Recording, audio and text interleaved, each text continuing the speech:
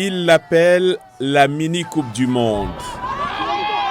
Un tournoi de Bliss Soccer tenu à Washington au début du mois, des matchs de 12 minutes auxquels ont participé 15 équipes d'ambassade et l'équipe du département d'État américain. L'US Soccer Foundation a parrainé une journée entière d'activités visant à collecter des fonds pour des programmes de football destinés aux jeunes des communautés défavorisées.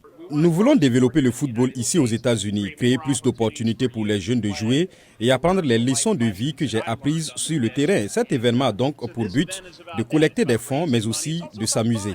Notre mission est d'élargir l'accès, de créer des communautés plus inclusives, des communautés plus saines grâce au football. Les joueurs des États-Unis et de l'Ukraine ont croisé leurs crampons dans l'un des premiers matchs de la journée. Pour l'Ukraine, c'est quelque chose de spécial lorsque nous recevons le soutien d'autres collègues du monde entier, car vous savez, nous souffrons de l'agression russe dans notre pays. Et nous sentons ici sur le terrain, et même en dehors du terrain, à quel point nous sommes forts avec tous les gens qui croient aux valeurs de la démocratie et de la liberté. L'équipe américaine a battu l'Ukraine 3-1, mais s'est inclinée en quart de finale face à la France 2-1. C'est une grande opportunité, la diplomatie par le sport. Vous savez, souvent, le sport rassemble des gens différents sur le terrain.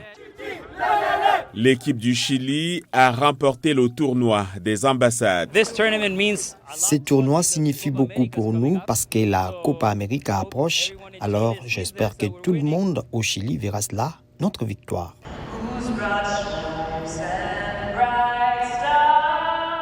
Mais le clou de la journée a été le match de football du Congrès, démocrate contre républicain, où 15 membres du Congrès américain ont été divisés en deux équipes en fonction de leur appartenance politique et complétés par des joueurs professionnels de football américain. Jouer au football, c'est un peu comme légiférer. J'espère que nous gagnerons plus souvent dans les deux cas. Lequel est le plus facile?